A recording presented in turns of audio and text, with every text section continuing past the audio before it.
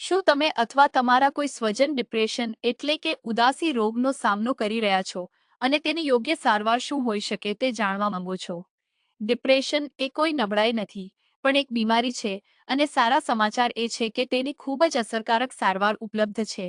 આજે આપણે સમજીશું કે ડિપ્રેશનની સારવાર મુખ્યત્વે કઈ બે પદ્ધતિઓથી થાય છે અને ડોક્ટર તમારા માટે સાચો ઈલાજ કેવી રીતે નક્કી કરે છે.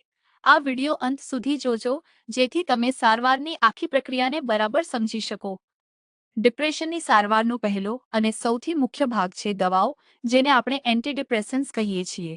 વિજ્ઞાને આમાં ઘણી પ્રગતિ કરી છે અને આજે એસએસઆરઆઈ અને એસએનઆરઆઈ જેવી નવી દવાઓ ઉપલબ્ધ છે, જે જૂની દવાઓ કરતાં ઘણી સુરક્ષિત છે.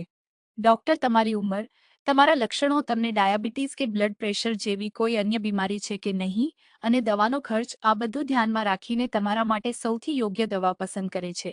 સામાન્ય રીતે આ દવાઓ એકદમ ઓછા ડોઝથી શરૂ કરવામાં આવે છે અને જરૂર પડે તો ધીમે ધીમે વધારવામાં આવે છે. ઘણા લોકોને એવો પ્રશ્ન થતો હોય છે કે આ દવાઓથી કેટલા સમયમાં સારું લાગશે. તમારે એ સમજવું જરૂરી છે કે એન્ટીડિપ્રેસન્ટ્સ તરત જ જાદુની જેમ કામ નથી કરતી. મોટાભાગના દર્દીઓને 3 અઠવાડિયામાં તેની અસર દેખાવાનું શરૂ થાય છે અને સંપૂર્ણ અસર માટે 6 થી 8 અઠવાડિયાનો સમય લાગી શકે છે. શરૂઆતના દિવસોમાં ઉબકા આવવા કે ઊંઘમાં ફેરફાર જેવી સામાન્ય આડઅસર જોવા મળી શકે છે, જે થોડા દિવસોમાં જાતે જ જતી રહે છે. પણ જો તમને કોઈ વધુ તકલીફ લાગે તો જાતે દવા બંધ કરવાને બદલે તમારા ડોક્ટરને ચોક્કસ જણાવો, જેથી તેઓ યોગ્ય દવા બદલી શકે. દવાઓની સાથે બીજો સૌથી મહત્વનો ભાગ છે વાતચીતની સારવાર એટલે કે ટોક થેરાપી. આમાં સીબીટી એટલે કે કોગ્નિટિવ બિહેવિયરલ થેરાપી ખૂબ જ પ્રચલિત છે.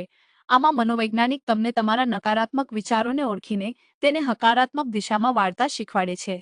સંશોધનો બતાવે છે કે માત્ર દવાઓ લેવા કરતાં દવાઓ અને વાતચીતની સારવાર બંને સાથે લેવાથી સૌથી ઉત્તમ પરિણામ મળે છે અને ભવિષ્યમાં આ બીમારી પાછી આવવાની શક્યતા ઘટી જાય છે.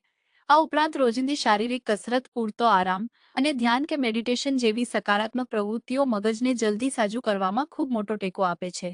જો કોઈ દર્દીને દવાઓ કે વાતચીતની સારવારથી પૂરતો ફરક ન પડે, તો વિજ્ઞાન પાસે મગજને ઉત્તેજિત કરતા આધુનિક ઉપકરણો પણ છે, જેને ન્યુરોમોડ્યુલેશન કહેવાય છે. આમાં ટીએમએસ પદ્ધતિ દ્વારા મગજમાં ચુંબકીય તરંગો પસાર કરવામાં આવે છે અથવા ગંભીર કિસ્સાઓમાં ઇસીટી એટલે કે ઇલેક્ટ્રોપલ્સિવ થેરાપીનો ઉપયોગ થાય છે, જેમાં દર્દીને બેભાન કરીને મગજમાં હળવો ઇલેક્ટ્રિક કરંટ પસાર કરાય છે.